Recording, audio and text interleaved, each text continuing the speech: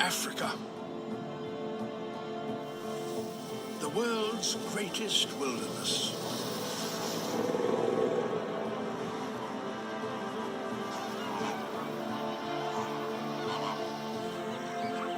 The only place on Earth to see the full majesty of nature.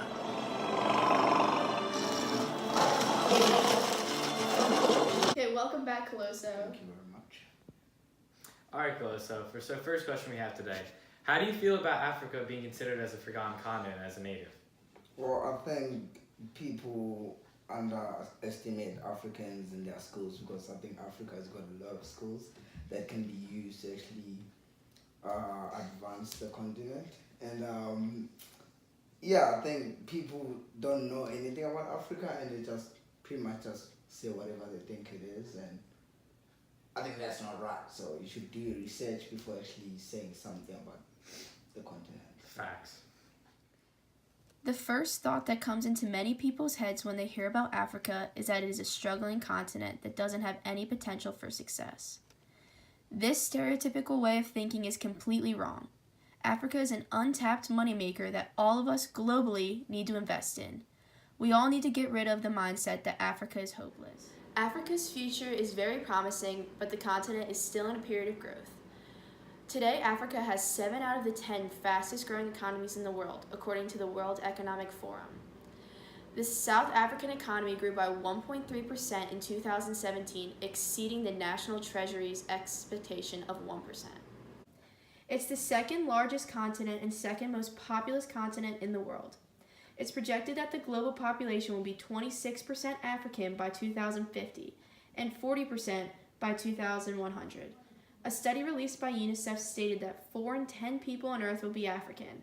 Africa alone will make up just under half of the world's population. The graph we've chosen today is a population graph comparing Africa to other countries in 2100. In 2010, Africa showed about 1 billion in population, compared to Asia's, which is about 4 billion. As increasing by 10 in years, all the way to 2100, Asia's line seems to be decreasing, while Africa seems to be increasing all the way to 4 billion. All the other countries are stagnant around 500 million. This graph supports what we were saying previously in Africa's population skyrocketing over Asia's and over the whole world's. With such a large percentage of the world's population, the success of Africa affects the global economy. As a whole, we can't afford to let Africa struggle. We need to help Africa achieve and maintain a prosperous economy. There are many infrastructure projects taking place throughout the continent. How has your infrastructure improved in recent years? They have tried to improve it, but I don't know, for one, they started building a road when I was in 9th grade, and it literally took them 4 or 5 years to actually finish it. Not even finish it properly, but I think it can depend on the construction company on how quick they are or how efficient they are. Either they finish halfway and they never finish it through, or it just take way too long. I know they try to build this huge bridge, but it's taking so long that it's almost as if they're never gonna finish it. So they are trying something, but it's not really Taking too much. long. Yeah, it's South Africa's Public Investment Commission has plans to create a continent-wide 25-year fund towards local and international investment for infrastructure development in Africa. PIC will also spend about $1 billion on building shopping centers in townships and rural areas called Project Rural. These upgrades on building new infrastructure will give major growth in South Africa's construction industry and the attraction of investors. Not only South Africa, but Ethiopia also has a big project on their Adobe Dole International Airport. The country is in phase 1 of the $350 million project to expand and improve the airport. The construction of this project is expected to turn Ethiopia into the aviation hub of East Africa. The amount of natural resources Africa has makes it a huge asset, some of which are diamonds, sugar, salt, gold, iron, copper, silver, petroleum, cocoa beans, wood, coal, and tropical fruits. Yeah, those are a lot of products with a high demand. Africa has a lot to offer and generous amounts of it. It produces 22% of the world's gold. The first people to realize the opportunity there is in Africa, with some support, will be very wealthy. Okay, so what are some major resources? Oh, for one, we have a lot of minerals, and like we've got a lot of coal, so we never have to import coal. So for our electricity and stuff like that, we've got a lot of gold too, and diamonds and platinum. So we pretty much use that to trade with other countries to kind of stabilize our economy.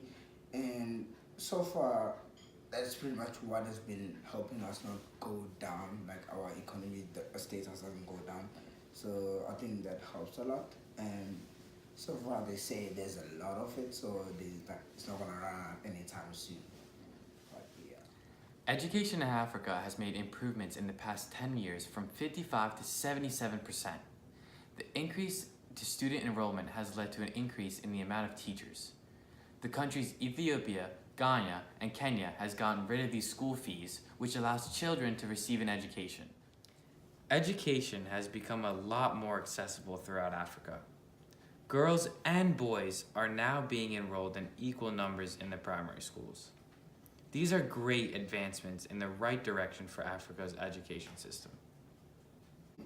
You can complain and say, please do something about this, but like it's up to the government to decide. Like if they're like, okay, yeah, well, we feel like we should help the communities, and if they don't feel like doing that, they can take however long. They have the power, not the people. Yeah. Corruption is a prominent issue within many African countries' governments. 7 out of the 10 people in the country of Liberia say they had to pay bribes to access basic services like healthcare and education, reported by CNN. This major problem of corruption allows the people in charge to live above the people they have the power over. While they live generous lives, Africans are left struggling to get the basic needs like food, healthcare, clean water, sanitation, and education. Yeah. The cycle of bribery must end by those in leadership positions. It is the main setback for Africa because it's difficult to progress with an inefficient system of government. All right, Chloe, so are you familiar with the Aid for Africa relief concert? Yes, I am. Really, I didn't see any effects, like any good effects afterwards, and I feel like maybe they have like a small community, but like it wasn't like, I guess, continent-wide as maybe they expected it to be. So I would say they were doing something good, but didn't really help a lot of people. And I know one group, it's they're called Gift of the Givers, and they're pretty much international, even though they're based in South Africa, and they help anyone like who've got like experienced earthquakes and like natural disasters and stuff like that. And sometimes they just go to different countries where they look for poverty-stricken communities where they actually help, like bring food, bring clothes and stuff like that. So I think that group helps a lot. The Live Aid concert was one of the biggest broadcasts on television of all time. It was organized to raise funds to help relieve the famine throughout Ethiopia. The concert was dual venue. One concert was happening in London, and the other held in Philly's JFK Stadium, both supporting the same cause. It was a huge success. An estimated global attendance of 1.9 billion people across 150 nations watched the event. The event raised more than $125 million.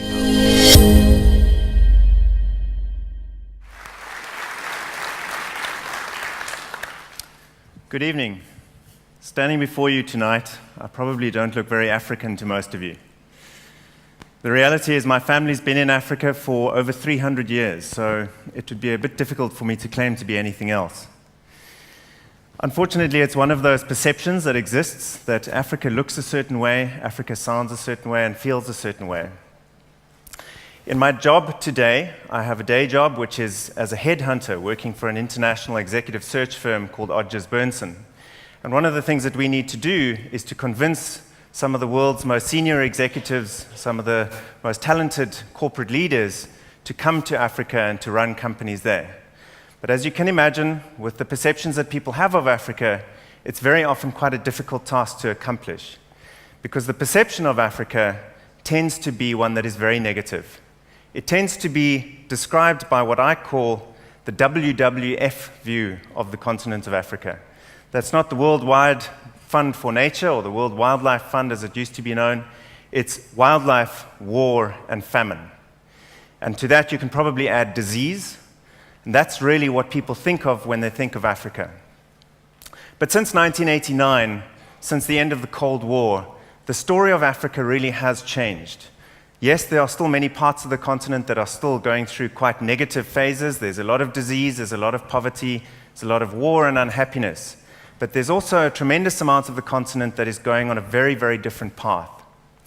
And I talk about the Cold War because essentially the path that many of Africa's countries are undertaking at the moment started with the end of the Cold War.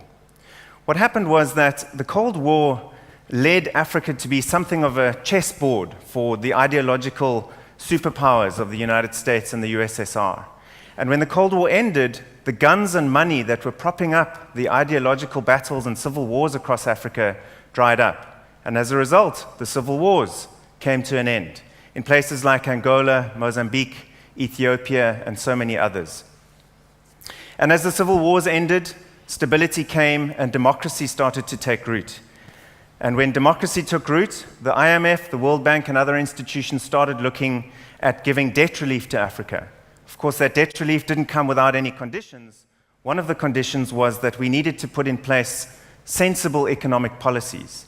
And with that, we created a better business environment across many parts of the continent, and as a result, foreign direct investment has flowed into Africa over the last 20 years at an unprecedented rate.